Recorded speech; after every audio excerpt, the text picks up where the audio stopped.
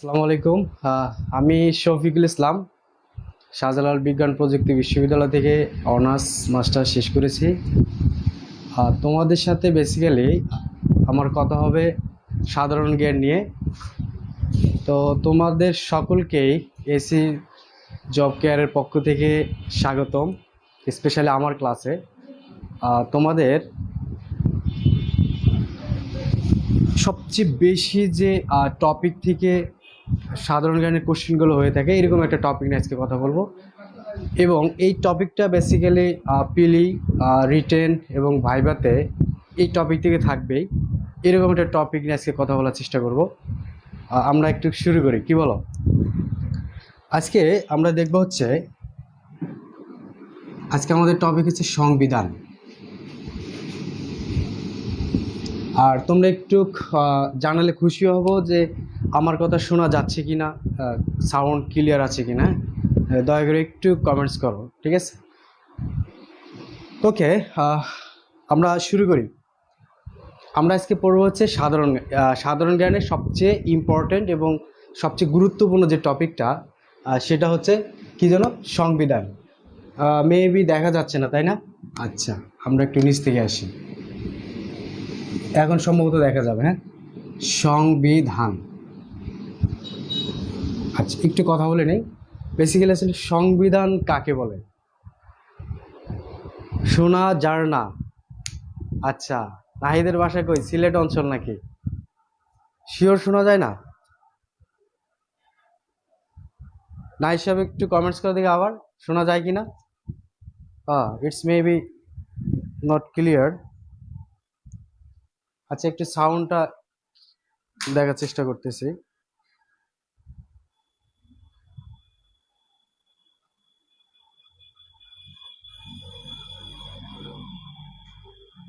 Sound problem না?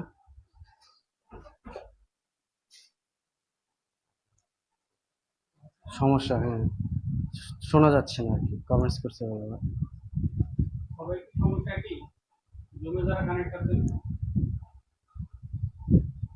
Sound clear না বলতেছে।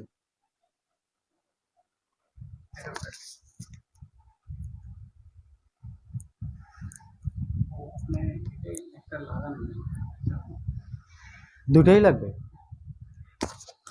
আচ্ছা,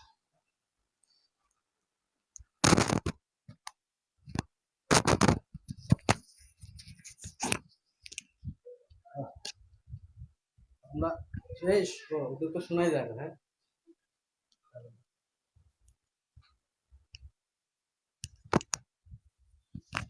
আরেকটা কই ভাই, এখন মনে হয় এখনো ক্লিয়ার না।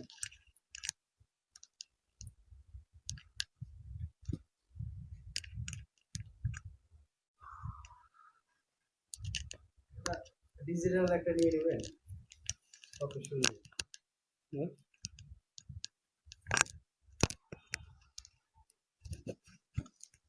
দুটো লাগে তো ভাই।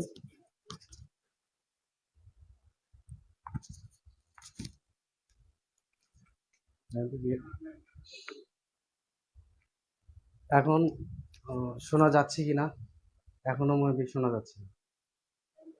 না, শোনা যাচ্ছে? Thank you. শোনো, তোমাদের জন্য ভেরি সুন আমাদের প্রতিষ্ঠানের পক্ষ থেকে স্মার্ট বোর্ড আসতেছে। সেই সাথে হচ্ছে আহ, এই যে আমাদের যে যে এত তার আসলে ডিজিটাল যুগে চলে না। হ্যাঁ, ভেরি সুন আমরা এই তোমার হচ্ছে ওই স্মার্ট যে মাউথ স্পিকার যেগুলো আছে ওগুলা চলে আসবে। হ্যাঁ, তোমাদের আর কষ্ট হবে না। যাই হোক, তো আমরা আজকে কথা বলবো হচ্ছে সংবিধান নিয়ে। বেসিক্যালি সংবিধান কাকে বলে, এই কোশ্চেনটা পরীক্ষায় আসবে। আমরা আলোচনা করব হচ্ছে বাংলাদেশ সংবিধানের তিনটা থিমকে সামনে রেখে। একটা হচ্ছে প্রিলিমিনারি কোশ্চেন হবে, রিটেন কোশ্চেন হবে এবং ভাইবার কোশ্চেন হবে। এই তিনটা বিষয়কে সামনে নিয়ে আজকে বাংলাদেশ সংবিধানের আলোচনার পার্টটা শুরু হয়ে যাবে। ওকে, এবার বলো, কেউ যদি জানো তো কমেন্টস করবা, কোনো প্রবলেম নেই। বলবো যে সংবিধান আসলে কাকে বলে, আমরা এটা নিয়ে একটু কথা বলি, কি বলো? আচ্ছা, কারো কোনো আইডিয়া থাকলে কমেন্টস করতে পারো। হ্যাঁ, আছে? ওকে, আমি একটু কথা বলি। সংবিধান হচ্ছে একটা রাষ্ট্রের সর্বোচ্চ আইন, বুঝতে পারছো? তাহলে এখন তুমি বলতে পারো যে যে সকল দেশের লিখিত সংবিধান নাই, ওই সকল দেশের আসলে কি কোনো সর্বোচ্চ আইন আছে কিনা? অবভিয়াসলি আছে। যেরকম তুমি চিন্তা করতে পারো, স্পেন, সুইজারল্যান্ড, ইংল্যান্ড, সৌদি আরব, এই সকল দেশের কিন্তু লিখিত কোনো সংবিধান নাই, এদের হচ্ছে অলিখিত সংবিধান। তো এই সকল দেশেরও এই সকল দেশ পরিচালিত হয় বেসিক্যালি ওই সকল দেশের যে কাস্টম প্রথা, যেরকম সৌদি আরব পরিচালিত হয় হচ্ছে কি দ্বারা বলো দেখি, এটা কোরআন হাদিস বা ইজমা কিয়াস দ্বারা। তাহলে ইংল্যান্ড, ওনাদের তো লিখিত সংবিধান নেই, তোমরা হয়তো বা ম্যাগনা কার্টার নাম শুনে থাকবা। এই ম্যাগনা কার্টা 1215 সালে এটা রচিত হয় রাজা জন কর্তৃক। ইংল্যান্ডের সাধারণ যে জনগণ আছে, এই জনগণের যে একটা চুক্তি, এই চুক্তি অনুযায়ী বেসিক্যালি ইংল্যান্ড রাষ্ট্রটা পরিচালিত হয় আর কি। তো ইংল্যান্ডের এটাই হচ্ছে বাইবেল, ইংল্যান্ডের শাসনতন্ত্রের বাইবেল বলা হয় ম্যাগনা কার্টাকে, যেটা 1215 সালে রচিত হয়। এটার উপর ভিত্তি করে ইংল্যান্ড বেসিক্যালি তার রাষ্ট্র পরিচালনা করে আর কি। তো যাই হোক, এখন ওই যে আমাদের এই তোমার হচ্ছে 6 দফাকে ম্যাগনা কার্টার সাথে তুলনা করা হয় না। আজকে আমরা লিখবো কম, হয়তো অনেক বেশি কথা বলবো। এগুলো তোমাদের বেসিকটা একটু ক্লিয়ার করা দরকার, আমি মনে করি, এই জন্যই কথা বলার চেষ্টা করতেছি। হ্যাঁ, বেসিক্যালি এই যে 6 দফা, যেটা আমাদের বাঙালি জাতির মুক্তির সনদ, এবং এই 6 দফাকে বলা হয় হচ্ছে কি ম্যাগনা কার্টার সাথে তুলনা করা হয় না। এই ম্যাগনা কার্টাই হচ্ছে ইংল্যান্ড রাষ্ট্র পরিচালনা করার হচ্ছে হাতিয়ার আর কি। যাই হোক, বেসিক্যালি সংবিধান কাকে বলে? সংবিধান হচ্ছে একটা রাষ্ট্র পরিচালনা করার জন্য যে বিধি, যে নিয়ম কানুন বা মৌলিক নিয়মাবলী, এই নিয়মাবলীগুলোকে বেসিক্যালি বলা হয়েছে সংবিধান। তুমি এইভাবে লিখতে পারবা, কিন্তু তুমি যদি ফাঁকিবাজ হও তাহলে তুমি লিখতে পারবা হচ্ছে একটা সংবিধান হচ্ছে একটা রাষ্ট্রের সর্বোচ্চ আইন। কথা কি বুঝছো? তো আবার তুমি এই যে বেসিক্যালি সংবিধান কিন্তু রাষ্ট্র তার নিজের প্রয়োজনই তৈরি করেছে। কথা কি বুঝতে পারছো? যাই হোক, যেহেতু রাষ্ট্র তার শাসন কাঠামো সুষ্ঠু সুন্দরভাবে পরিচালনা করার জন্য নিজের প্রয়োজনে সংবিধান তৈরি করেছে, তার মানে এই সংবিধানটা লেখা হয়েছে, তাই না ভাইয়া? বলো, লেখা হয়েছে। এখন আসলে বাংলাদেশের যে সংবিধান, বাংলাদেশের সংবিধান বেসিক্যালি হচ্ছে আমরা জাতি হিসেবে যেরকম সংকট, বাংলাদেশের সংবিধানটা ঠিক এরকমই সংকরায়ন করা হয়েছে। বেসিক্যালি বাংলাদেশ সংবিধান রচিত হয়েছে ভারত এবং তোমার হচ্ছে আমেরিকার সংবিধানের সংমিশ্রণে। তো যাই হোক, এই রাষ্ট্র তার নিজের প্রয়োজনে যেহেতু সংবিধান তৈরি করেছে, সংবিধান যেহেতু নাজিল হয় নাই, মানুষের লেখা, তাও এই সংবিধান আসলে কিভাবে আমাদের লেখা হয়েছে, কিভাবে প্রসিডিউর, এইখান থেকে কোশ্চেনের পর আমরা এইটি আলোচনা শুরু করে দিই। হ্যাঁ, তোমরা গণপরিষদের নাম জেনে থাকবা, তাই না ভাইয়া? বল দেখি, গণপরিষদ, গণপরিষদ, একটু গণপরিষদ নিয়ে কথা বলি, কারণ এই যে গণপরিষদ, এটা কিন্তু বেসিক্যালি ওই রিটেনের কোশ্চেন, যে গণপরিষদ কাকে বলে। শোনো, গণপরিষদ হচ্ছে, আচ্ছা গণপরিষদ কেন তৈরি করা হয়েছে এটা আগে। সংবিধান রচনার লক্ষ্যে এই গণপরিষদটা তোমার গঠন করা হয়েছে।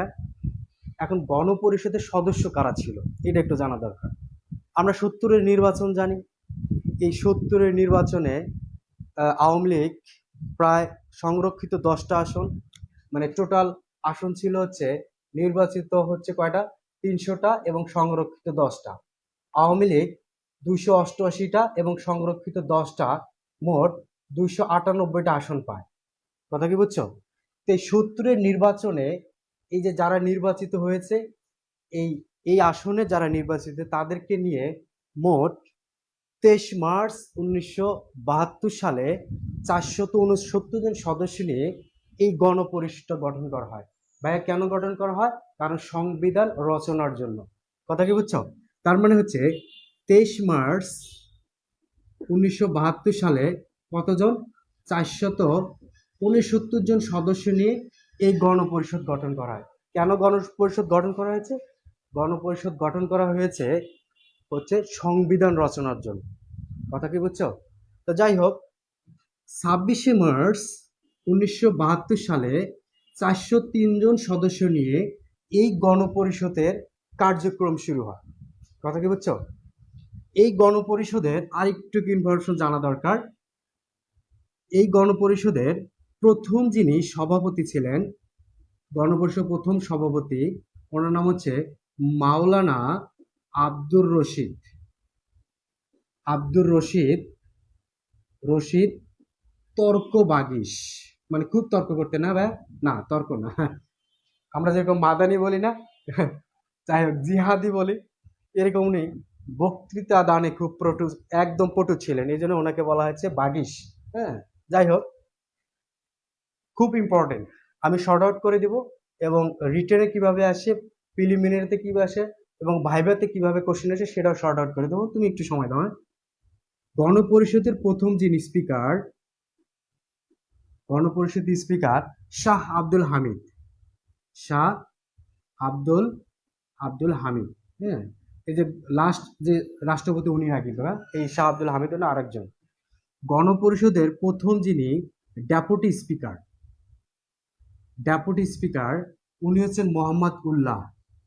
মোহাম্মদ উল্লাহ, বুঝছো ভাইয়া? আচ্ছা শোনো, মজার বিষয় কি জানো, আমাদের জাতীয় সংসদ প্রথম যে নির্বাচনটা হয়, এই জাতীয় সংসদের প্রথম নির্বাচন হয় 7 মার্চ 1973 সালে।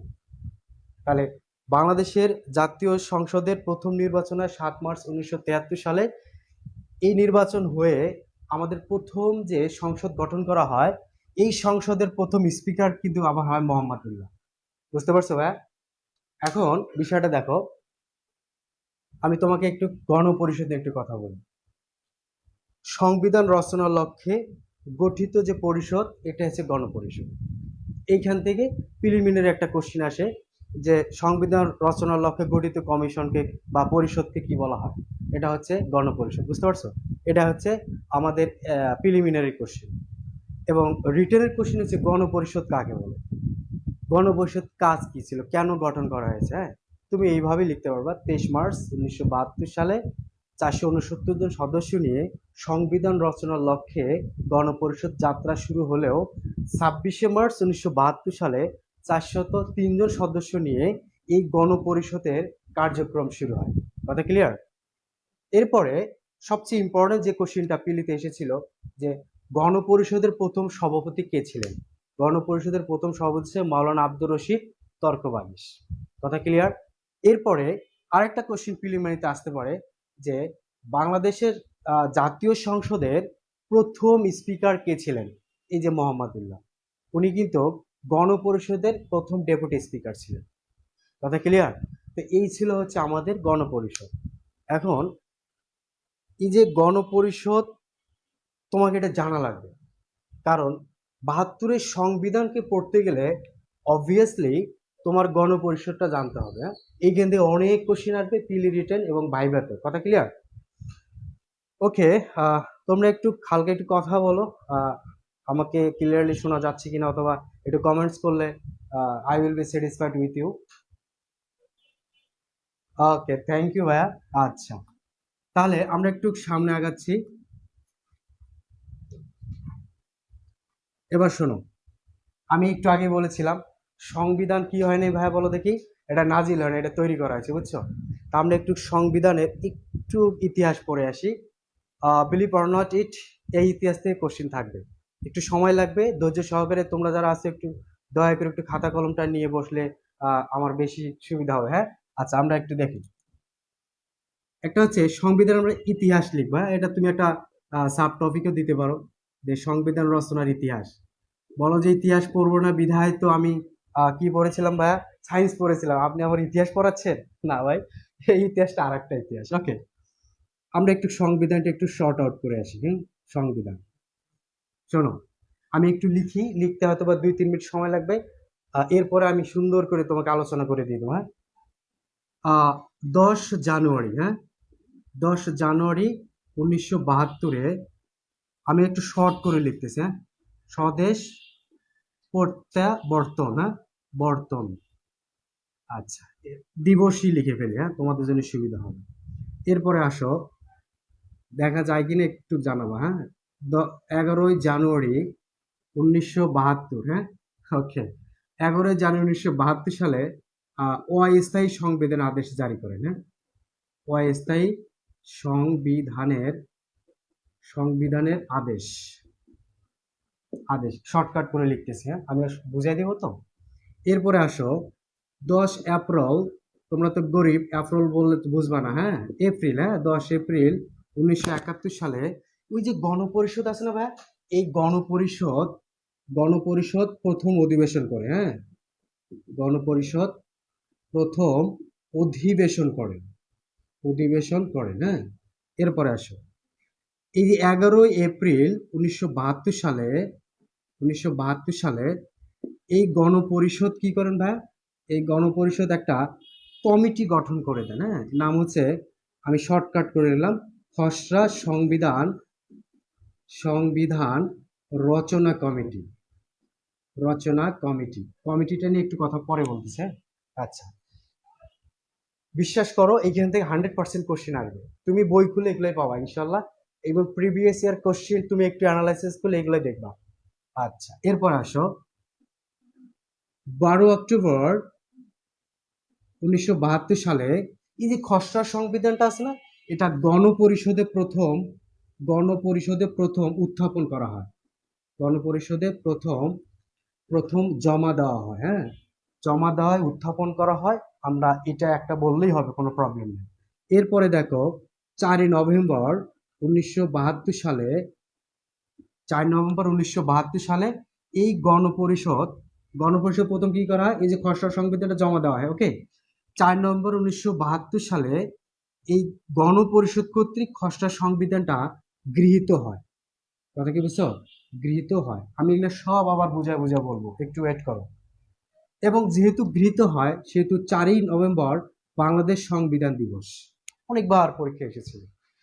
এরপরে আসো সর্বশেষ আর একটা লাইন লিখে শেষ করে দিব, দুটা লাইন, একটা হচ্ছে 14 ডিসেম্বর 1972 সালে এই বাংলাদেশ খসড়া সংবিধানের স্বাক্ষরিত হয়, খসড়া সংবিধানটা কি হবে বলো দেখি, স্বাক্ষরিত হয়, বুঝছো।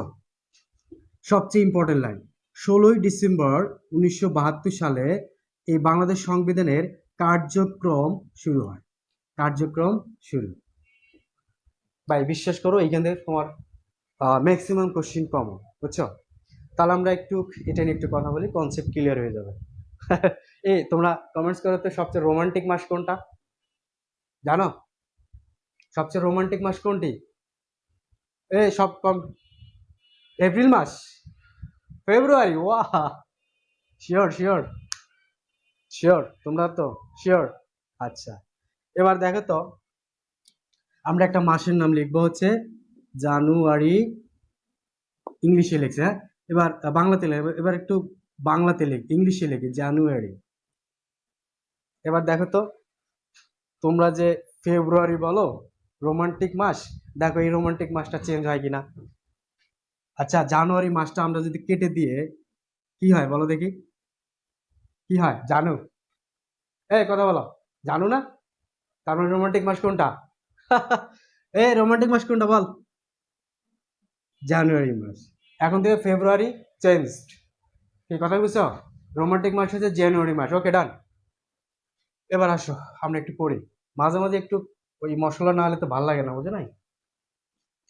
আমরা শুরু করি এই সংবিধান রচনার যে ছোট্ট একটা ইতিহাস, এই ইতিহাস নিয়ে কথা বলি।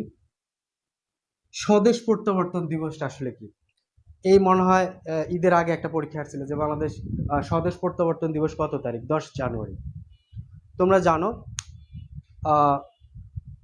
বঙ্গবন্ধু শেখ মুজিবুর রহমান জাতির জনক, এই জাতির জনক বঙ্গবন্ধু শেখ মুজিবুর রহমানকে 1971 সালের 25 মার্চ রাত 1:30টার দিকে ধানমন্ডির 32 নম্বর বাড়ি থেকে গ্রেপ্তার করে, কে করে, পাকিস্তানি আর্মিরা, স্পেশাল ফোর্স। এই যে বঙ্গবন্ধুকে 25 মার্চ গ্রেপ্তার করার যে অভিযান, এই অভিযানকে বলা হয় অপারেশন বিগ বার্ড, মানে বড় পাখি ধরা, বুঝছো? তো এই অপারেশন বিগ বার্ড বঙ্গবন্ধুকে, এই অভিযানের মাধ্যমে বঙ্গবন্ধুকে ধানমন্ডির 32 নম্বর বাড়ি থেকে গ্রেপ্তার করে প্রথমে ঢাকা ক্যান্টনমেন্টে নিয়ে আসা হয়। এরপরে বঙ্গবন্ধুকে নিয়ে যায় পাকিস্তানের লায়ালপুর কারাগারে, পাঞ্জাবে এটা। এরপরে ওনার তোমার হচ্ছে বেশি সিকিউরিটি দেওয়ার জন্য এবং তাকে বিচার কার্য করার জন্য পাকিস্তানের মিয়ানওয়ালি কারাগারে ওনাকে রাখা হয় দীর্ঘ 9 মাস মুক্তিযুদ্ধ চলাকালীন। আবার চলাকালীন সময় কখনো বলো না, এটাকে বাংলাতে বলবে হচ্ছে গুরুচণ্ডালী দোষ, ইংলিশে বলকে রিডান্ডেন্সি। যাই হোক, ওদিকে যাচ্ছি না। তো বঙ্গবন্ধু এই পুরো 9 মাস মুক্তিযুদ্ধ চলাকালীন পাকিস্তানের মিয়ানওয়ালি কারাগারে বন্দী থাকে। 1972 সালে 8ই জানুয়ারি এই বঙ্গবন্ধুকে মিয়ানওয়ালি কারাগার থেকে মুক্তি দেওয়া হয়। 8ই জানুয়ারি উনি ওইখান থেকে যায় লন্ডনে হিথ্রো এয়ারপোর্টে, ঠিক আছে? তৎকালীন সময় জন হিথ ছিলেন ইংল্যান্ডের প্রধানমন্ত্রী, বুঝছো? উনি বঙ্গবন্ধুকে রিসিভ করেন। বঙ্গবন্ধু ওনার সাথে দেখা করে 10ই জানুয়ারি 1972 সালে উনি চলে আসেন সোজা ইন্ডিয়াতে। বাংলাদেশে কেন আসতে পারেনি? কারণ বাংলাদেশে ওই সময় তো এয়ারপোর্ট ছিল না, সচল ছিল না, মাত্র সদ্য দেশ জন্মগ্রহণ করেছে 71-এ 16ই ডিসেম্বর। হটিবার বঙ্গবন্ধু এই 10 জানুয়ারি 1972 সালে দুপুরের দিকে, সম্ভবত 2টা 2:30টার দিকে উনি চলে আসেন হচ্ছে বাংলাদেশে। এই জন্য 10 জানুয়ারি হচ্ছে স্বদেশ প্রত্যাবর্তন দিবস। কথা ক্লিয়ার? এসে উনি কিন্তু তখনও রাষ্ট্রপতি। কেন রাষ্ট্রপতি? কারণ মুজিবনগর সরকার রাষ্ট্রপতিকে বঙ্গবন্ধু, ঠিক না বেঠিক বলো? উনি যেহেতু রাষ্ট্রপতি, রাষ্ট্রপতির কোনো আদেশই হচ্ছে অধ্যাদেশ, ওটাই হচ্ছে আইন। আর তুমি আমি যদি কিছু বলি এটা হবে আদেশ, অর্ডার। আর রাষ্ট্রপতি যদি কিছু বলে এটাকে বলে অর্ডিন্যান্স। কথা কি বুঝছো? এটা হচ্ছে আইন, এটা হচ্ছে অধ্যাদেশ, বুঝতে পারছো? তা বঙ্গবন্ধু 11 জানুয়ারি অস্থায়ী সংবিধানের আদেশ জারি করেন। এরপরে দেখো 10 এপ্রিল 1972 সালে ওই যে গণপরিষদ প্রথম অধিবেশন করেন বা মিটিং করেন বা সমাবেশ করেন, করে 11 এপ্রিল 1972 সালে সুন্দর করে একটা কমিটি গঠন করে দেন। কথা কি বুঝছো? এই নাম কি? খসড়া সংবিধান রচনা কমিটি। এই খসড়া সংবিধান রচনা কমিটির প্রধান ছিলেন কে?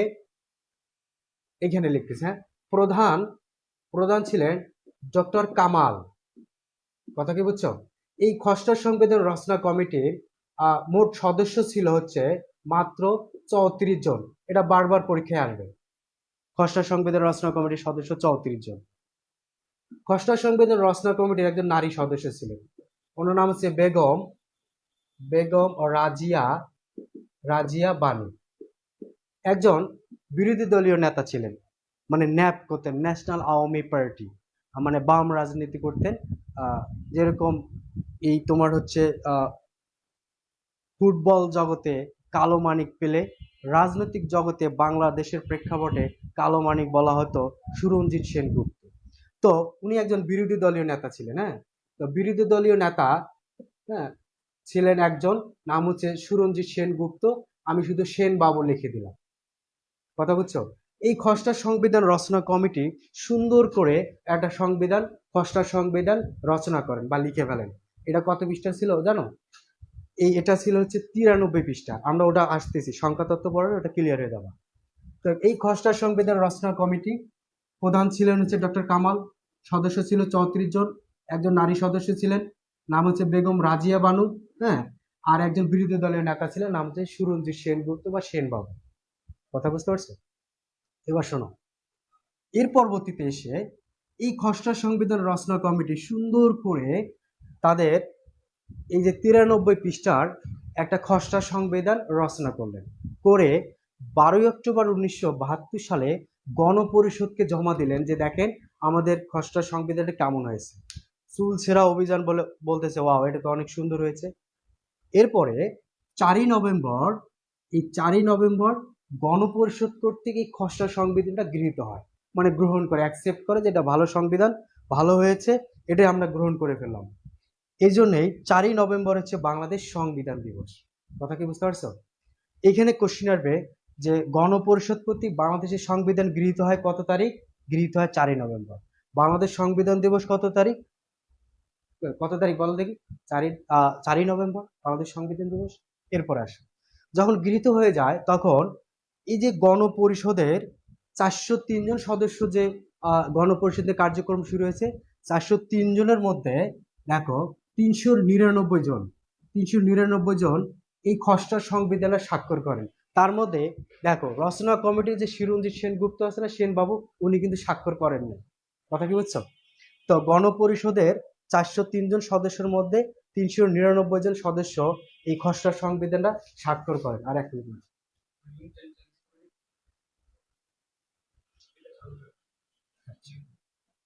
লিংকটা পরিবর্তন হবে, আপনারা সবাই আবার লিংকে জয়েন করুন।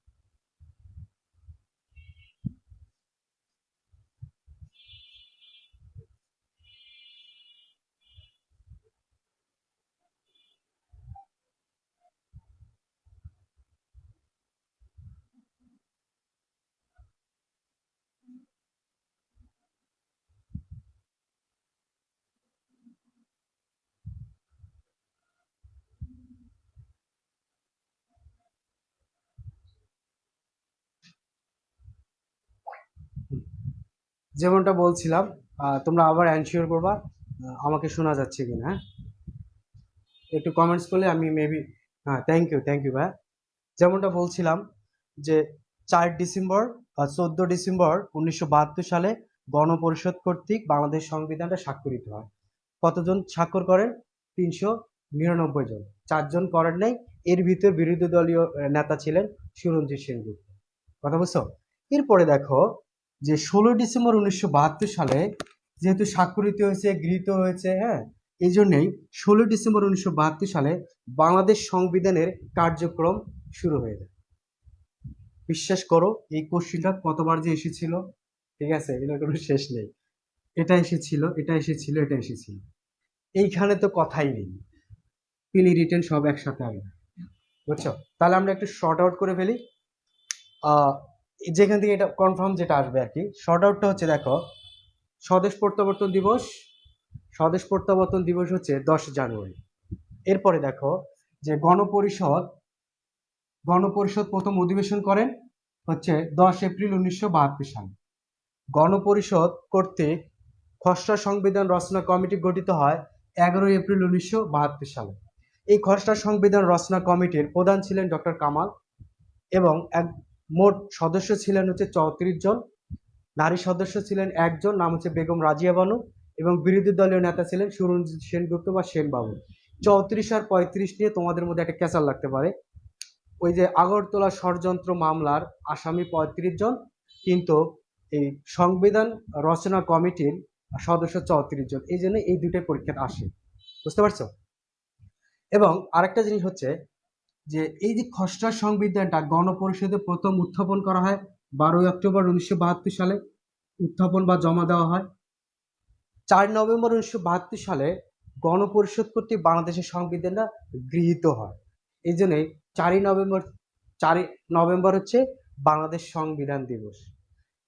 14 ডিসেম্বর আমাদের শহীদ বুদ্ধিজীবী দিবস। যাই হোক, 14 ডিসেম্বর 1972 সালে বাংলাদেশের সংবিধান, ওই খসড়া সংবিধানে স্বাক্ষরিত হয়। এবং সবচেয়ে ইম্পর্টেন্ট হচ্ছে বাংলাদেশ সংবিধানের কার্যক্রম শুরু হয় 16 ডিসেম্বর 1972 সালে। তুমি যদি কিছু না পড়ো, এটা মুখস্থ করবে, এটা মুখস্থ করবে, এটা করবে, এটা করবে, এটা করবে, আর হচ্ছে 10 জানুয়ারি করবে। তুমি এখান থেকে কমন পাবো ইনশাআল্লাহ। কথা কি ক্লিয়ার? তুমি বই খুলবা, প্রিভিয়াস ইয়ার খুলবা, এইভাবেই এই কোশ্চেনগুলো আছে, ইনশাল্লাহ আশা করি তুমি উত্তর করতে পারবা। ঠিক আছে? তো আমরা একটু সংবিধান, আমি একটু বেশি পড়ানোর চেষ্টা করতেছি, মানে একটু বেশি আলোচনা করবো। তো বাংলাদেশ সংবিধান আমরা আর একটু সামনে আগানোর চেষ্টা করি। দেখো,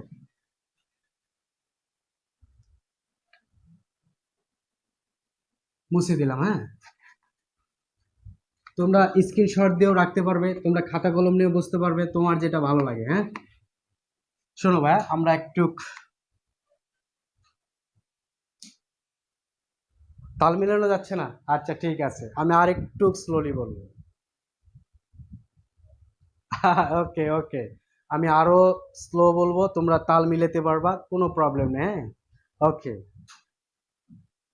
আমরা একটু একটা ছোট্ট একটা সাব টপিক পড়ার চেষ্টা করতেছি। হ্যাঁ? আমরা পড়বো হচ্ছে সংখ্যা, সংখ্যা তথ্য একটু পড়ে আসি। সংখ্যা তথ্য আমি স্লোলি লিখবো, স্লোলি কথা বলবো। হ্যাঁ, তুমি লিখতে পারবে ইনশাল্লাহ এখন। হ্যাঁ? দেখো, আমরা দেখো বাংলাদেশ সংবিধানের প্রস্তাবনা, সংখ্যা যেহেতু, প্রস্তাবনা একটি। আমরা একটু এটা নিয়ে কথা বলবো, একটি কি আমরা একটু পরে আসতেছি। বাংলাদেশ সংবিধানের প্রস্তাবনা হচ্ছে একটি। আমি আর লম্বা লাইন লিখবো না, এটা ছোট্ট ছোট কয়েকটা ওয়ার্ড লিখি। দেখো, এরপরে দেখো, বাংলাদেশ সংবিধানের ভাষা, ভাষা হচ্ছে দুইটি, দুইটি। একটা হচ্ছে ইংরেজি, ইংরেজি, আর একটা হচ্ছে বাংলা। এই দুইটা, বুঝছো? এখন তুমি বলতে পারো যে আমি কেন ইংরেজি আগে লিখলাম, বাংলা কেন পরে লিখলাম? বাংলাদেশ সংবিধানটা রচিত হয়েছে ইংরেজি ভাষা বা ইংলিশে, যেটা আমরা বলি। এর পরবর্তীতে সৈয়দ আলী হোসেন বাংলায় ট্রান্সলেট করে, আমরা ওটাও করব একটু পরে। তাহলে কি বলছিলাম ভাই, বলো দেখি। বাংলাদেশ সংবিধানের প্রস্তাবনা ছিল একটি। বাংলাদেশ সংবিধানের ভাষা হচ্ছে দুইটা, একটা হচ্ছে ইংরেজি, একটা কি ভাই বলো দেখি, হচ্ছে বাংলা। এরপরে দেখো, বাংলাদেশ সংবিধানের মূলনীতি, মূলনীতি হচ্ছে চারটি। মূলনীতি চারটি কি কি আমরা একটু সাইটে লিখে নিই। হ্যাঁ, এটা অনেক, যদিও তোমাদের এটা আমি পরে লেখাবো, তারপর একটু লিখে দেই। আমরা এইভাবে বলতে পারি না, জাতীয় সমাজ গণের ধর্ম, মানে কি জানো? বাংলাদেশ সংবিধানের মূলনীতি যে চারটা, এই চারটা হচ্ছে, একটা হচ্ছে জাতীয়তাবাদ, একটা হচ্ছে সমাজতন্ত্র, একটা হচ্ছে গণতন্ত্র, একটা হচ্ছে ধর্ম নিরপেক্ষতাবাদ। তোমার প্যারানোর কিছু নাই, তুমি এখানে সংখ্যা তত্ত্বটা শুধু লিখে নাও। আমি তোমাদের এই বাংলাদেশ সংবিধানের মূলনীতি যে চারটা, কত নম্বর অনুচ্ছেদে, এটা লিখিয়ে দেবো, কারণ এটা হচ্ছে তোমার রিটেনে আসবে, অনেকবার এসেছিল, এবারও আসবে। হ্যাঁ, শোনো, স্লোলি বলতেছি। বাংলাদেশ সংবিধানের প্রস্তাবনা একটি, ভাষা দুইটি, মূলনীতি কয়টা ভাইয়া? মূলনীতি হচ্ছে ছয়টা, চারটা। এবার আসো, বাংলাদেশ সংবিধানের তফসিল, তফসিল কাকে বলে এগুলো আসতেছে। হ্যাঁ, তফসিল হচ্ছে 60টি। বাংলাদেশ সংবিধানের তফসিল হচ্ছে 60টি। 100% এখান থেকে কোশ্চেন আসবে, 100%। এবার আসো, বাংলাদেশ সংবিধানের সাংবিধানিক, সাংবিধানিক সংস্থা, এরপরে আছে পদ। আমরা এটা আলাদা আলাদা করে বলবো। বাংলাদেশ সংবিধানের সাংবিধানিক সংস্থা তুমি বলতে পারো, অথবা প্রতিষ্ঠানও বলতে পারো। বাংলাদেশ সংবিধানের প্রতিষ্ঠান, সাংবিধানিক প্রতিষ্ঠান। বলো তো, সাংবিধানিক প্রতিষ্ঠানগুলো কোনগুলো বলো দেখি। সাংবিধানিক প্রতিষ্ঠান হচ্ছে এই যে আমাদের জাতীয় সংসদ, নির্বাচন কমিশন, তারপর হচ্ছে যে পিএসসি, সরকারি কর্ম কমিশন, মহা হিসাব নিরীক্ষক। হ্যাঁ, এই যে এগুলো হচ্ছে বাংলাদেশ সংবিধানের সাংবিধানিক, রাষ্ট্রের সাংবিধানিক সংস্থা বা প্রতিষ্ঠান। কথা কি বুঝতে পারছো? যাই হোক, বাংলাদেশ সংবিধানের সাংবিধানিক প্রতিষ্ঠান হচ্ছে 60টি। কথা কি বুঝছো? এরপরে তুমি দেখো, এই যে বাংলাদেশ সংবিধানের অধ্যায়, অধ্যায় বা ভাগ, 100% এটা আসবে। অধ্যায় বা ভাগ হচ্ছে 11টি। ঠিক আছে, যদিও তোমাদের এই 60টি, 4টি, 2টি, হ্যাঁ, এই 11টি আলাদা আলাদা করে সাব টপিকে লিখে দেবো, কারণ এগুলো পরীক্ষা থাকবে। ভাগ বা অধ্যায় কতটি ভাই? 11টি। বাংলাদেশ সংবিধানের বৈশিষ্ট্য 12টি। এটা মনে রাখা ভাব একদম সহজ। বৈশিষ্ট্য, বৈশিষ্ট্য 12টি। 12টি। 12টি। বুঝছো? এরপরে তুমি আসো, এই যে বাংলাদেশ সংবিধান 1972 সালের সংবিধান। তো 1972 সালের পরবর্তীতে 1973 সাল থেকে শুরু করে এই পর্যন্ত বাংলাদেশ সংবিধান সংশোধনী হয়েছে 17 বার। তাহলে সংবিধান সংশোধনী সংশোধনী মোট কতবার হয়েছে ভাইয়া বলো দেখি? মোট হয়েছে 17 বার। 17 বার, এটা কি টিলা, হ্যাঁ বার, 17 বার হয়েছে। এই বাংলাদেশ সংবিধানের অনুচ্ছেদ কি ভাই বলো দেখি? অনুচ্ছেদ মানে আর্টিকেল, যেটা অনুচ্ছেদ বা ধারা, ধারা হচ্ছে মাত্র কয়টা? মাত্র হচ্ছে 153টি। বুঝছো? এখন একটু আমি আরেকটু আলোচনা করতে চাচ্ছিলাম। আমরা তো সংখ্যাতত্ত্ব যেহেতু পড়তেছি, আমরা আরেকটু সংখ্যাতত্ত্ব দিয়ে আলোচনায় যাই। আমাদের এই জাতীয় সংসদের মোট আসন হচ্ছে 350টা। কয়টা আসন? দেখো, জাতীয় সংসদের মোট আসন 350টি। বুঝছো? 350টি। এর ভিতরে দেখো, নির্বাচিত 300টি, আবার সংরক্ষিত অথবা যেটাকে আমরা নারী আসন বলতে পারি, সংরক্ষিত আসন হচ্ছে 50টি। কিন্তু কোশ্চিন আসবে, তাহলে আমাদের জাতীয় সংসদের মোট আসন 350টা, এর ভিতরে নির্বাচিত 300টা, সংরক্ষিত অথবা নারী আসন হচ্ছে 50টি। কিন্তু কথা তো এটা না, কথা হচ্ছে দেখো, এই যে 350টি যে আসন, এই 350টির মধ্যে বেশি আসন কোথায় ভাইয়া বলো দেখি? বেশি আসন হচ্ছে ঢাকা জেলায়। কোথায় ভাইয়া বলো দেখি? ঢাকা জেলায়, ঢাকা বিভাগে না কিন্তু বাবা, হ্যাঁ ঢাকা জেলায়। কয়টা আসন? ঢাকা জেলাতে 20টি আসন। 20টি আসন। আমি এগুলো আবার আলোচনা করব, শুধু লিখতেছি, এটা নিয়ে একটু আলোচনার বিষয় আছে। এরপর আসো, তাহলে বেশি আসন, এরপর আসো কম আসন কোথায় ভাইয়া বলো দেখি? কম আসন হচ্ছে পার্বত্য অঞ্চল। পার্বত্য অঞ্চল। আচ্ছা, এই যে পার্বত্য অঞ্চল ইংলিশে বলা হিল ট্রাক্টস, আর বাংলাতে বলা হয় কি ভাবে বলো তুমি? পার্বত্য অঞ্চল। পার্বত্য অঞ্চল মানে হচ্ছে 3টা জেলা, রাঙ্গামাটি, খাগড়াছড়ি, বান্দরবান, এই 3টা জেলাকে একত্রে বলা হয় হচ্ছে হিল ট্রাক্টস অথবা পার্বত্য অঞ্চল। এই 3টা জেলাতে মাত্র 1টি করে আসন।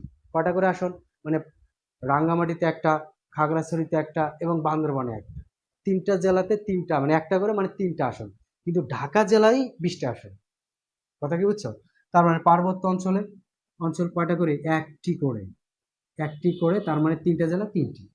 এবার আসো, এই যে নির্বাচিত যে 300টা আসন, এর ভিতরে প্রথম আসন বা নির্বাচিত আসন, কিন্তু প্রথম আসন হচ্ছে পঞ্চগড় জেলা, পঞ্চগড়। তাহলে 300তম আসন কোনটা বলো দেখি? 300তম আসন হচ্ছে বান্দরবান। কথা কি বুঝছো? তো এই সংখ্যা তথ্য নিয়ে আরেকটু আলোচনা করবো, এইটুকু আমরা একটু রিকল করার চেষ্টা করি। আমরা বেশি দুষ্টামি করলে কি বলি? যে বান্দরামি করিস না, তাই না? এই সেই 300তম আসন আছে কোথায় ভাই বলো দেখি? বান্দরবানে। হ্যাঁ, তো যাই হোক, আমরা একটু কথা বলে আসি। বাংলাদেশ সংবিধানের, তুমি একটু মনোযোগ দাও, ইম্পর্টেন্ট। বাংলাদেশ সংবিধানের প্রস্তাবনা হচ্ছে 1টি, ভাষা 2টি, মূলনীতি 4টি, তফসিল 7টি, সাংবিধানিক সংস্থা হচ্ছে কয়টি? 7টি। অধ্যায় বা বাংলাদেশ সংবিধানের অধ্যায় বা ভাগ কয়টি? 11টি। বৈশিষ্ট্য 12টি। সংশোধনী মানে বাংলাদেশ সংবিধান এই পর্যন্ত সংশোধন হয়েছে 17 বার। অনুচ্ছেদ বা ধারা হচ্ছে 153টি। জাতীয় সংসদের মোট আসন হচ্ছে 350টা, নির্বাচিত 300টা এবং সংরক্ষিত হচ্ছে 50টা, টোটাল 300টা। এই নির্বাচিত 300টা আসনের মধ্যে সবচেয়ে বেশি আসন হচ্ছে ঢাকা জেলায়, কয়টা করে? 20টা করে। সবচেয়ে কম আসন কোথায়? পার্বত্য অঞ্চলে, 1টি করে। আচ্ছা, এবার এই যে 300টা যে আসনের মধ্যে নির্বাচিত প্রথম আসন হচ্ছে পঞ্চগড়, তার মানে প্রথম পঞ্চগড়। বেশি দুষ্টামিগুলো আমরা কি বলি? বেশি বান্দরামি করিস না, তাই না? তাহলে বেশি আসন কোথায় ভাই? বান্দরবান। এবার তোমাদের একটু কথা বলি, শোনো। আসলে প্রস্তাবনাটা কি? প্রস্তাবনা হচ্ছে, দেখো, 1971 সালে মহান মুক্তিযুদ্ধে হাজার লক্ষ মানুষের শহীদের রক্তের বিনিময়ে, ঠিক আছে, এই যে মা বোনের সম্ভ্রমের বিনিময়ে আমরা একটা দেশ পেয়েছি, স্বাধীন বাংলাদেশ। এবং এই স্বাধীন বাংলাদেশের একটা সংবিধান আছে। তো সংবিধান বলতেছে মহান মুক্তিযুদ্ধকে সম্মান করে তুমি এই মহান রাষ্ট্রে, দ্যাটস মিন হচ্ছে, তোমাকে আরো সহজ করে বলি, যে মুক্তিযুদ্ধকে সম্মান করে, শহীদদেরকে সম্মান করে আমরা যে দেশ পেয়েছি, এই দেশের যে একটা সংবিধান আছে, এই সংবিধান মেনে তোমাকে চলতে হবে। এবং ওই যে শহীদ যারা আছেন, হ্যাঁ, তাদেরকে সম্মান করতে হবে। এটাই বাংলাদেশ সংবিধানের মূল প্রস্তাবনা, একটা প্রস্তাবনা। কথা বুঝতে পারছো? এরপরে আসো, বাংলাদেশ সংবিধানের ভাষা আছে দুইটা। কয়টা ভাষা? দুইটা ভাষা, একটা হচ্ছে ইংরেজি, একটা হচ্ছে বাংলা। এবার আসো, বাংলাদেশ সংবিধান রচিত হয়েছে বাংলা ভাষায়, হয়েছে না? কোন ভাষায়? ইংলিশ। বাংলাদেশ সংবিধান রচিত ইংরেজিতে। পরবর্তীতে একটা কমিটি গঠন করে, সৈয়দ আলী আহসান ওই কমিটির একজন সদস্য ছিলেন, গঠন করে ইংরেজি থেকে বা ইংলিশ থেকে বাংলার ভাষায় ট্রান্সলেট করা হয়েছে। কথা কি বুঝছো? কিন্তু এর মজার বেশি কি জানো? যদি এই যে 153টা অনুচ্ছেদ আছে না, সর্বশেষ অনুচ্ছেদে বলা আছে, একটা ব্যাখ্যা আছে, সেটা ইংলিশেও দেওয়া আছে, বাংলা দেওয়া আছে। কিন্তু এই সংবিধানের ব্যাখ্যায় বাংলা ইংলিশের মধ্যে যদি কনফ্লিক্ট তৈরি হয়, তাহলে বাংলাতে যে ব্যাখ্যাটা আছে ওই ব্যাখ্যাটাকে বেশি গ্রহণযোগ্য বলে ধরে নিতে হবে। কথা কি বুঝছো? এটা বাংলাদেশ সংবিধানের 153 নম্বর অনুচ্ছেদে বলা আছে। এরপরে তুমি দেখো, বাংলাদেশ সংবিধানের মূল নীতি হচ্ছে চারটা। একটা হচ্ছে জাতীয়তাবাদ, সমাজতন্ত্র, গণতন্ত্র, ধর্মনিরপেক্ষতাবাদ। বাংলাদেশ সংবিধানের এই জাতীয়তাবাদ 9 নম্বর অনুচ্ছেদে বলা আছে, সমাজতন্ত্র 10 নম্বর অনুচ্ছেদে, গণতন্ত্র 11 নম্বর অনুচ্ছেদে এবং ধর্মনিরপেক্ষতাবাদ 12 নম্বর অনুচ্ছেদে বলা আছে। এই মূলনীতি চারটা। একটা ইনফরমেশন তোমাদের জানাই রাখি, সেটা হচ্ছে, এই যে তুমি দেখো না, তোমার হচ্ছে কি বলে, জাতীয় প্রতীক, আমাদের রাষ্ট্রীয় মনোগ্রাম, এই জাতীয় প্রতীকের ডিজাইনার কে? কেউ জানা থাকলে একটু কমেন্টস করিও। তুমি এগুলা লিখে নাও। কে? Kamrul. Good, thank you Kamrul. এই কামরুল হাসান কিন্তু শুধু জাতীয় প্রতীকের ডিজাইনার ন, ওনাকে আরো কয়েকটা ইনফরমেশন বলি। উনি কিন্তু বাংলাদেশের বর্তমান যে পতাকা, এই পতাকার ডিজাইনার কামরুল হাসান।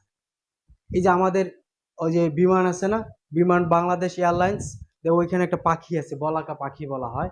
এই পাখি, দ্যাটস মিন হচ্ছে বিমান বাংলাদেশ এয়ারলাইন্সের উনি ডিজাইনার, ওই লোগোটার ডিজাইনার। বাংলাদেশ পতাকার যে বর্তমান যে পতাকার ডিজাইনার। কথা কি বুঝছো? তো উনি মোটামুটি এই কয়েকটা ডিজাইন করে ফেলছেন।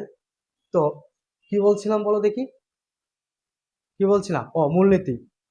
এই যে মূলনীতি যে চারটা, যে বাংলাদেশের যে রাষ্ট্রীয় যে মনোগ্রাম, যেটাকে আমরা লোগো বলি, কথা কি বুঝছো, যেটাকে আমরা সিল বলি, এই লোগোর তারকা মানে তারা, স্টার আছে চারটা।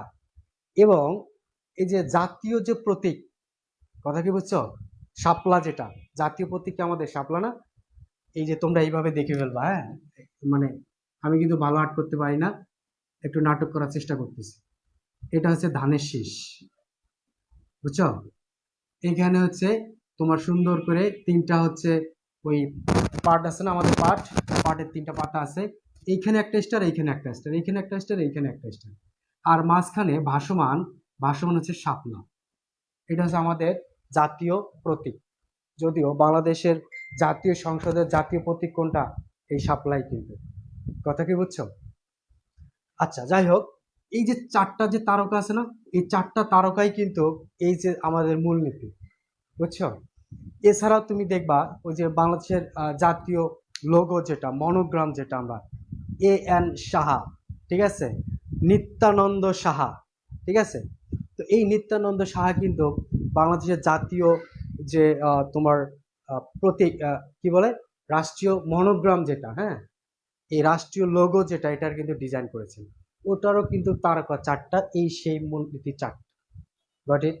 এবার আসেন, এখন তফসিল কাকে বলে এটা নিয়ে একটু কথা বলা দরকার। তফসিল হচ্ছে ইন্ডেক্স, ইংলিশে বলে, বাংলা থেকে যেটাকে বলা হয়েছে সূচিপত্র। কথা কি বুঝছো? যেরকম তোমাকে আমি বলি যে তুমি হচ্ছে সূচিপত্র নিয়ে একটু, এই যে অনেক বেশি মেসেজ আছে, হ্যাঁ শোনো কি বলছিলাম বলো দেখি, যে ইন্ডেক্স বা সূচিপত্র। তো এই যে ইন্ডেক্স, সংবিধান ইন্ডেক্স বা সূচিপত্রকেই বেসিক্যালি বলা হচ্ছে তফসিল। তা তফসিল 60টা, বুঝছো? তোমাদের এই 60টা আমি লেখাবো, হ্যাঁ। যেরকম 1 নম্বর তফসিলে বলা আছে রাষ্ট্রের অন্যান্য বিধান বা অন্যান্য আইন থাকা সত্ত্বেও সংবিধানের যে আইন বা সাংবিধানিক আইন এটা কার্যকর হইতে হবে। আমি লেখাবো, আমি একটু বলে রাখি এখন, এরপর আমি লেখাবো, কিন্তু এগুলো পরীক্ষাতে আসবে, হ্যাঁ। যে রিটেনে আসবে, বাংলাদেশ সংবিধানের মূলনীতি 4টি লিখুন, তফসিল লিখুন, তারপরে হচ্ছে বাংলাদেশ সাংবিধানিক সংস্থা, কয়েকটা সংস্থার নাম লিখুন, রিটেনের কোশ্চেন কিন্তু, বা সংবিধান অধ্যায় বা ভাগ, এটা পরীক্ষা আসবে। বৈশিষ্ট্য লিখতে বলতে পারে, হ্যাঁ। তারপর হচ্ছে অনুচ্ছেদ, অনুচ্ছেদ তো তোমাকে 100% বিশ্বাস করো, তোমাকে আমি 153টা অনুচ্ছেদের মধ্যে 90টা অনুচ্ছেদ মুখস্থ করাই দিব। তুমি এই 90টার বাইরে মোটামুটি কোশ্চিন আসে না, যদিও সাধারণ জ্ঞানের কোনো হিসাব নাই, ফিক্সড কোনো সিলেবাস নাই, তবে 90টা আমি তোমাকে নিজ দায়িত্বে আমি তোমাকে মুখস্থ করে দেবো ইনশাআল্লাহ।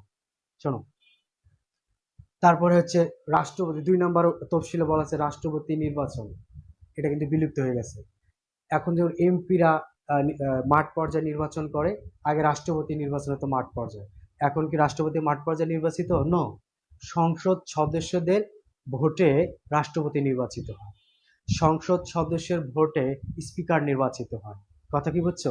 আবার এই রাষ্ট্রপতি আবার কি করেন, রাষ্ট্রপতি আবার প্রধানমন্ত্রী নিয়োগ দেন, প্রধান বিচারপতি নিয়োগ দেন। কথা কি বুঝছো?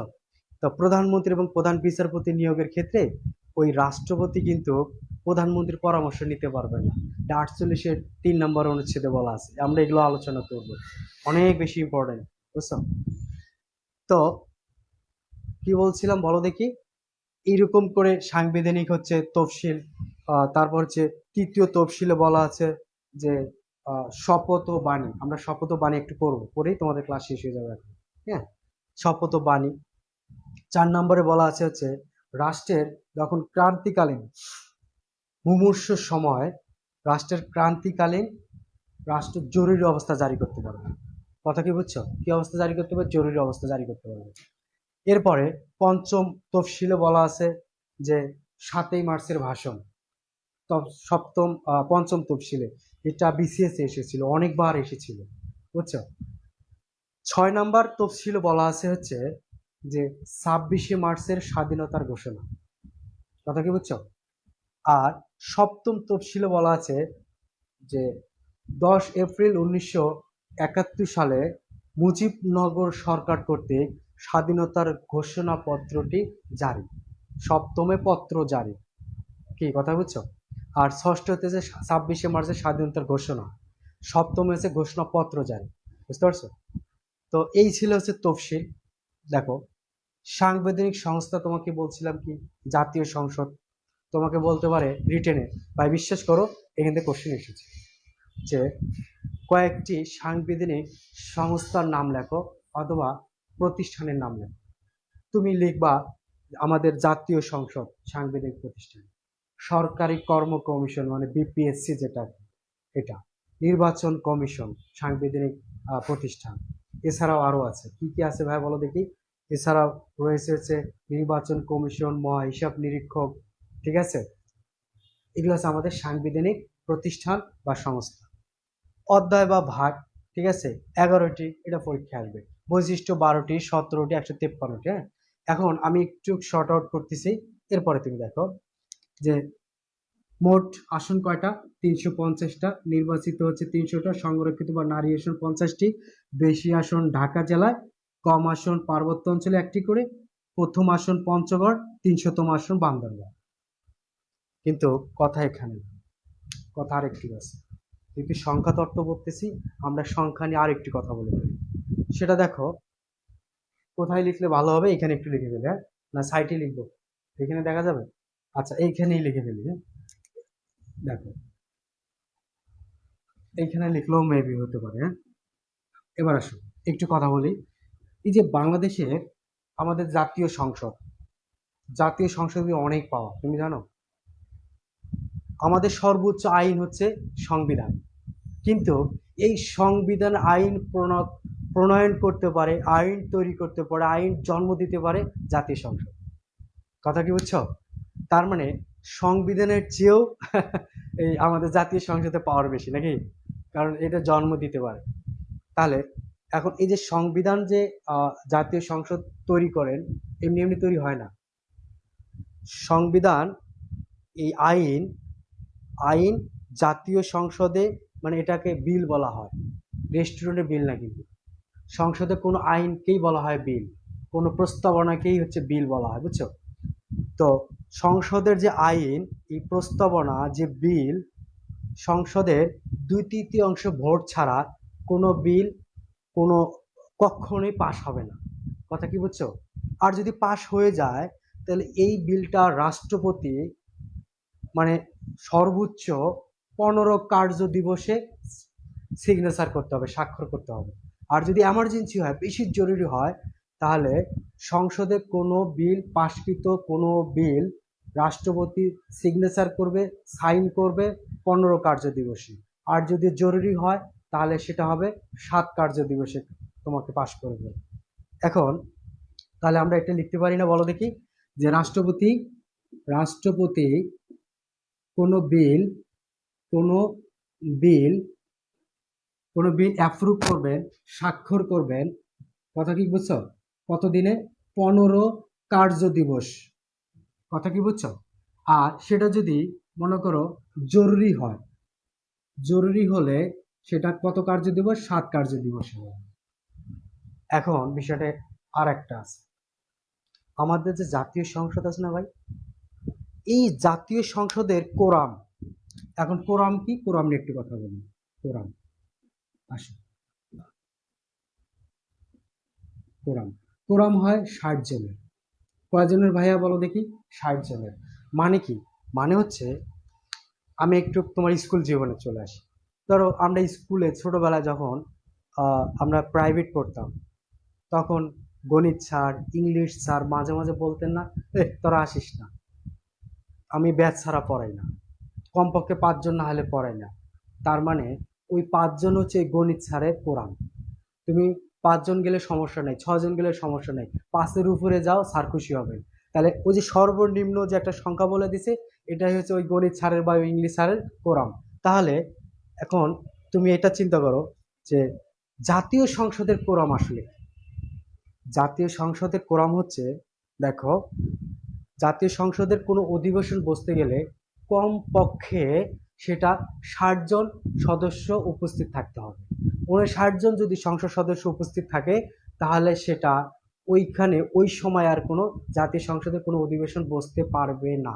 কিন্তু 60 জন হলে পারবে, 61 পারবে, 62 পারবে, মানে 60 প্লাস। তার সর্বনিম্ন কতজন হইতে হবে বলো দেখি? একটা সংসদ বসতে গেলে 60 জন হইতে হবে। এই জন্য 60 জনকে জাতীয় সংসদে কোরাম বলা হয়। আমি কি বুঝতে পারছি ভাইয়া? এরপরে তুমি আর একটা আসো, যেহেতু সংখ্যা তত্ত্বই পড়তেছি, সংখ্যায় নিয়ে একটু কথা বলি।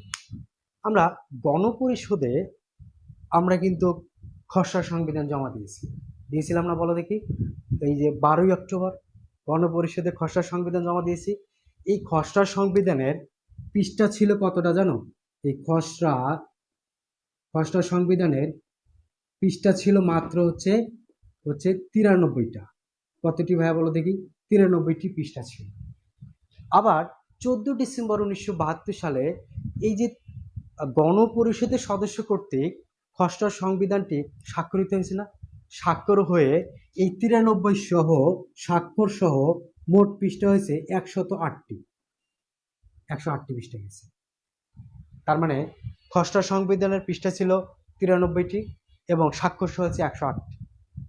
এখন গণপরিষদ আমরা খসড়া সংবিধান জমা দিয়েছি না, 1 কপি দিয়েছে, 2 কপি? নো, গণপরিষদে এই যে 93 যে কপিটা ছিল, এই 93টা কপির একটা ধরো একটা নোট ছিল, ওটা এই নোটে 73টা কপি করা হয়েছে, করে খসড়া সংবিধানের 73টা কপি করে গণপরিষদে জমা দিয়েছে। তার মানে তুমি দেখো তো কি করেছে, এই খসড়া সংবিধানের এই জমাকৃত কপি হচ্ছে 73টা। কয়টা কপি ভাই বলো দেখি? 73টা কপি। কপি হচ্ছে 73টা। পৃষ্ঠা কত ছিল? 93টা। স্বাক্ষর সহ 108টা, কিন্তু কতটা কপি জমা দিয়েছে? 93টা। কথা কি বুঝছো? এরপর তুমি আসো, আর একটা সংখ্যা দেই, দিয়ে তোমাদের সাথে আরেকটু কথা বলার চেষ্টা করবো। এটা একটু মনোযোগ দিয়ে শোনো। কোনো সংসদ যদি কন্টিনিউয়াসলি ধারাবাহিকভাবে কোনো প্রকার জরুরি কারণ ছাড়া যদি পরপর 90 কার্য দিবস বা কার্য দিবস আর দিন কিন্তু পার্থক্য আছে, যেরকম শুক্র শনি সরকারি অফিস বন্ধ, সপ্তাহে 7 দিন শুক্র শনি সরকারি অফিস বন্ধ, এই শুক্র শনি কিন্তু কার্য দিবস না। মানে অফিস আদালত যে সপ্তাহে যে কদিন পরিচালনা করা হয় চলে, এই কয়দিনকে বলা হয়েছে কি বলো দেখি? কার্য দিবস। তার মানে এক সপ্তাহে কার্য দিবস 5 দিন, শুক্র শনি তো আর কার্য দিবস না। কথা কি বুঝতে পারছো? আমি বলছিলাম যে পরপর 90 কার্য দিবসে একটানা কিন্তু যদি কোনো সংসদ অধিবেশন করতে না পারে, ওই সংসদ ভেঙে যায়। তাহলে কত দিনে বলো দেখি? উপরে লিখে একটু কষ্ট করে, হ্যাঁ। এই যে 90 কার্য দিবসে, 90 কার্য দিবসে যদি কোনো সংসদ না বসে, তাহলে সংসদ কি হবে বলো দেখি? সংসদ ভেঙে যায়। আচ্ছা, কিন্তু এখানে আরেকটা মজার বিষয় আছে, সেটা হচ্ছে কোনো সংসদ যদি সংসদ সদস্য এমপিরা রাষ্ট্রপতির তোমার হচ্ছে অনুমতি সাপেক্ষে না নিয়ে, কিংবা স্পিকারের কোনো তোমার হচ্ছে অনুমতি না নিয়ে, ব্যক্তিগতভাবে কোনো প্রকার ছুটি না নিয়ে, কোনো প্রকার কারণ দর্শানো ছাড়াও যদি পরপর 90 কার্য দিবসে যদি তোমার সংসদে উপস্থিত না হয়, তারপর তার যে সংসদের যে পদ, এমপির যে পদ, মেম্বার অফ পার্লামেন্ট, এই পদটা বাতিল হয়ে যায়। তাহলে বাতিল হয়ে যায় কত দিনে? 90 কার্য দিবসে। যদি কোনো সংসদ সদস্য যদি টানা 90 কার্য দিবসে যদি কি করতে না পারে, সংসদে যদি উপস্থিত হতে না পারে, তাহলে সেই সংসদ কি হয়ে যায় বলো দেখি? সেই সংসদ ভঙ্গ হয়ে যায়। তার মানে সংসদ ভঙ্গ হয়ে যায় 90 কার্য দিবসে, এবং ওই সংসদ সদস্যের পদ তোমার সংসদ থেকে বাতিল হয়ে যায়। কথা কি বুঝছো? আচ্ছা, একটু লাইনে থাকো।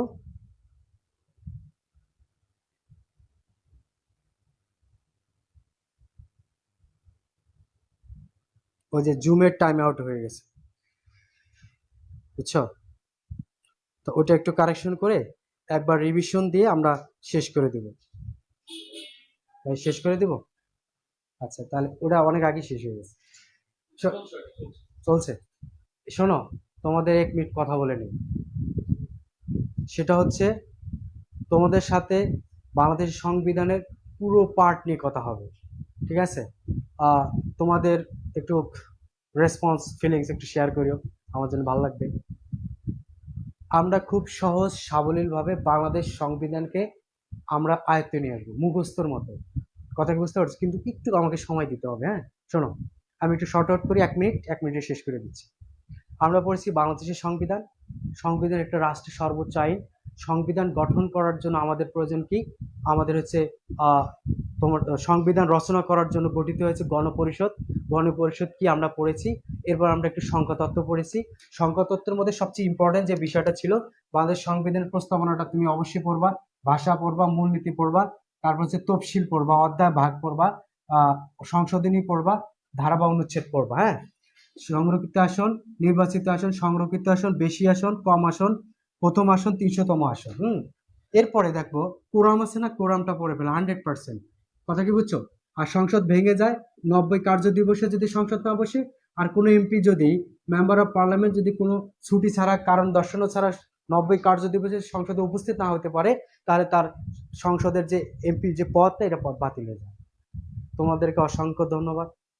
ঠিক আছে, যারা স্পিড মিলাতে পারো নাই এরপর একটু পজ করে করে একটু ক্লাসটা তোমরা দেখে নিও। ধন্যবাদ। হ্যাঁ, ভালো থেকো।